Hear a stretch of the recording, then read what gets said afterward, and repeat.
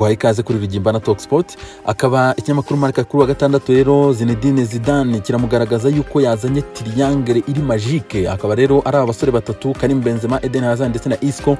Akaba rero bashaka kuzakoresha ku munsi w'ejo kuri match ya Eibar. Akaba ikinyamakuru gikomeza kitubwira ko iyi trio yaheruka gukinana bakina kuri match ya Paris Saint-Germain, ari naho Eden Hazard yaje kuvunikira. Katurere rero ko bazitwara kuri match ya Eibar ku munsi w'ejo. Ikinyamakuru AS nacyo kikomereje kuri Zinedine Zidane kitubwira ko azakina match ya 200 ku munsi w'ejo n'ikipe ya Eibar. Akaba Zidane yaratangiye mu kwa mbere mu mwaka wa 2016 match ya mbere ya shampiyona yakinaga n'ikipe ya Deportivo Aves atsinda ibitego 5 ku busa. Zidane kuva icyo gihe kugeza ubu ngubu rero akaba amaze gutoza match 199. Muri izo match amaze gutsinda match 131, anganya 42, atsindwa match 26. Iki kinyamakuru kandi AS kirakomeza kitubwira ko harimo match 34 za shampiyona, match 40 za Champions League, match 15 z'ibikombe, hakazamo match enye z'igikombe cy'isi cy'amaklabu n'imikino 4 ya Super Coupe ndetse n'imikino 2 ya Super Coupe yo ku mugabane w'Uburayi. Uyu mugabo rero akaba ari ku mpuzandengo ya 65 n'ibice 8% byo gutsinda match. Uyu mugabo izi match 199 amaze gutsinda ibitego 486, ni ku mpuzandengo ya 2 n'ibice 44. Akaba kandi amaze kwinjizwa ibitego 209, nibura atsindwa igitego kuri buri game. Bamwita Zidane bwana. Uyu mugabo rero Zinedine Zidane akaba ari we mutoza wa gatatu mu mateka y'ikipe ya Madrid umaze kwitoza match nyinshi cyane nyuma ya Miguel Nunes watoje match 605, Vicente Del Bosque watoje match 246 ndetse na Zidane uzatoza match ya 200 ku munsi w'ejo. Ubu afite 199. Ikinyamakuru Mundo Deportivo kikaba kitubwira ko y'ubuzima bwiza bugarutse na ligi nziza iragaruka.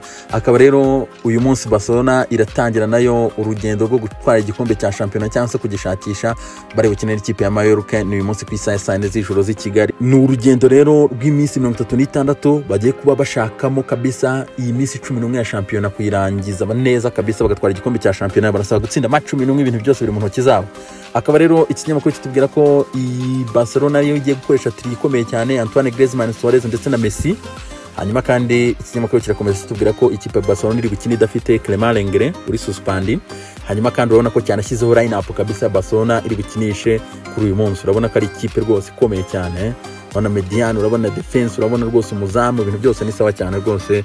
Ngiyo line up bateganya kuba bakoresha Barcelona uyu munsi, kandi ibinyamakuru byakuruye buriya bifite amakuru yatanye. Super Deporte ikinyamakuru cyo mujyi wa Valencia cyo kikaba kibabajwe cyane kabisa nuko ikipe ya Valence yanganyije na Levante muri derby igitego kimwe kuri kimwe, kivuga kiti Diako. Akaba rero ari umusore Mukhtar Diakabi wakoze ikosa ryaje kuba riviramo penalty yatsinzwe n'ikipe ya Levante, banganya kimwe kuri kimwe. Rero kikaba kiri kuvuga ati rwose amanota 2 tubuze ari kudukostinga kuzabura sport ya Champions League umwaka utaha.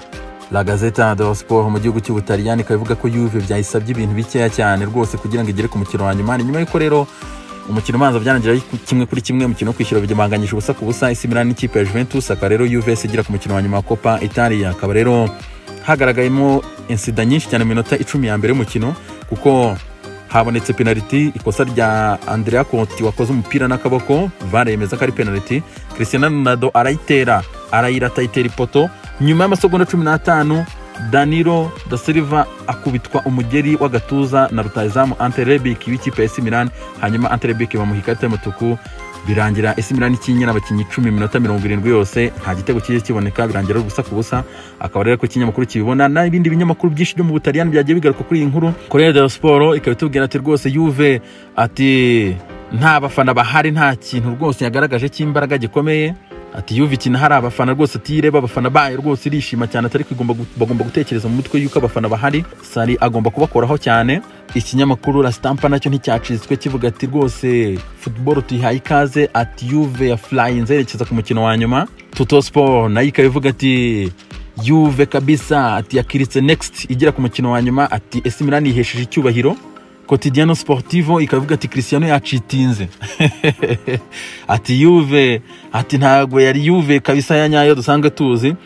Tugaruka muri La Gazzetta dello Sport yatubwira ko match yo kwishyura kimwe cya kabiri kirangiza rero iraba ikomeza hagati ya Antonio Conte ndetse na Rino Gattuso. Akaba ari match rero ikomeye cyane kabisa kuko Inter de Milan iratsinzwe umukino ubanza igitego kimwe ku busa. Iraza kuba rero yamanutse ku kibuga cy'ipe Napoli yitwaje Lautaro, yitwaje Christian Eriksen, nibo ngo bari buze kuba bayoboye ikipe Inter de Milan. Ari nako kandi ikipe ya Gattuso ifite ibibazo bikomeye cyane. Dries Mertens yari doubtful, ariko amakuru y'iki kinyamakuru atubwira ko ashobora kuza kugaragara muri uyu mukino, mu gihe Fabian Ruiz we confirmed kabisa ntabwo ari bukini iyi match yo kuri uyu mugoroba. Ikinyamakuru The Sun kiratubwira ko Liverpool yiteguye gutanga miliyoni 50 z'amapaundi ikaba yazana iyi ntwaro y'umunyaportugal y'imyaka 23 Ruben Neves, umusore w'umuhanga cyane ukina ikipe ya Wolverhampton Wanderers hagati mu kibuga w'amashoti akomeye cyane, akaba rero bashaka kumumanura muri Liverpool muri la Mediane. Ariko kandi ikinyamakuru gikomeza kitubwira ko Adama Traore iri kwisi kabisa, urabona ko reba ibijigo hano reba ukuguru. Uyu nguyu Wolverhampton iramushakamo miliyoni 60 z'amayero. Izi ntwaro zombi rero Liverpool kugira ngo izimanure kabisa izambike jezi mutuku imbere y'umufana wa Anfield birayisaba miliyoni 110. The Sun kandi rakomeza tubwira ko Ray Parra akaba atishimye kabisa muri jande y'ikipe ya Arsenal, atishimiye umusore witwa Ryan Fraser. Ryan Fraser ni umwe mu bakinnyi batigeze baba flexible ku ikipe ya AS Bournemouth. Amasezerano ye ararangiye, murabizi ko bagomba gusinyana ama short term contract kugira ngo sezerangire. Uyu mupeti yanze kuyisinya n'ikipe ya Bournemouth. Ray Parra kuri Talk Sport ku munsi w'ejo akaba yaravuze ati ngende umutoza witeguraga kugura uyu musore nakagombye kubanza kumukwenshoningaho, kabanza nkibaza character ye imeze ite, ariko nanjye nuko nabaza nkamwibazaho uyu mugabo. Ikinyamakuru The Sun kandi kirakomeza kitwereka yuko Chelsea yiteguye rwose kwibonera miliyoni 10 igiye kunguka. Ni nyuma yuko mu mwaka wa 2014 igiye mu ikipe ya Hajduk Split igurirayo muri Croatia umusore witwa Mario Pasalic ku miliyoni 3, imutiza mu makipe atandukanye. Ubu yari mu ikipe ya Atalanta Belgrame mu gihugu cy'Ubutaliyani. Ikipe ya Atalanta rero abayobozi baba batangaje ko bagiye guha Chelsea miliyoni 13, urumva ko iri bite yungukamo miliyoni 10 aho ngaho nk'uko ikinyamakuru The Sun kibivuga. Ikinyamakuru The Sun kandi kirakomeza kitubwira ko Premier League iritegura gutangira icyumweru gitaha ku munsi wa gatatu.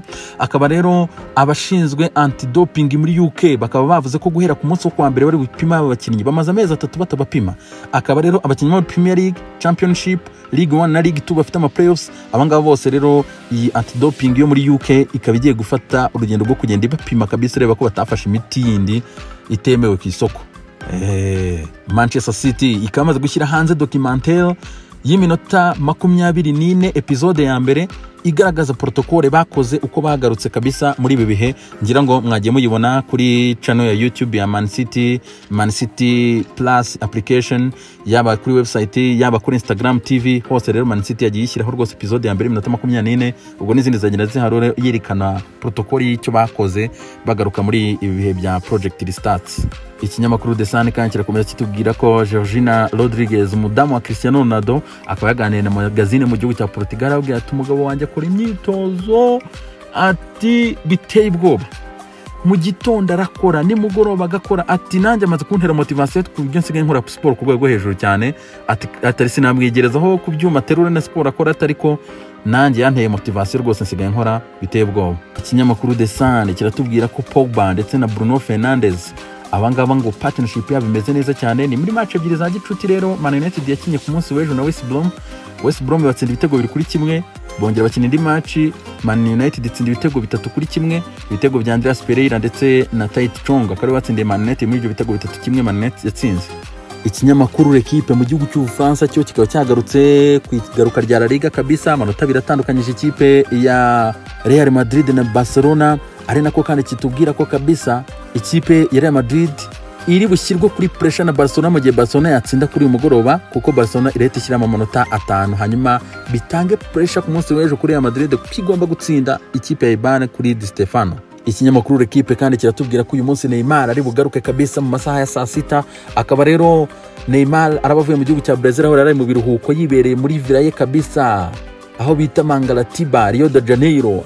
Hafite villa kabisa yaguze miliyoni 8 ziyongera ngo urayibona aho ngaho. Akaba rero uyu mugabo aje kwitegura kabisa gutangira imyitozo na Paris Saint-Germain kuri 22 z'uku kwezi. Ikinyamakuru L'Equipe kandi mu gihugu cy'Ubufaransa kirakomeza kitwereka ko rwose finali z'amakipe 8 mu mujyi wa Lisbon.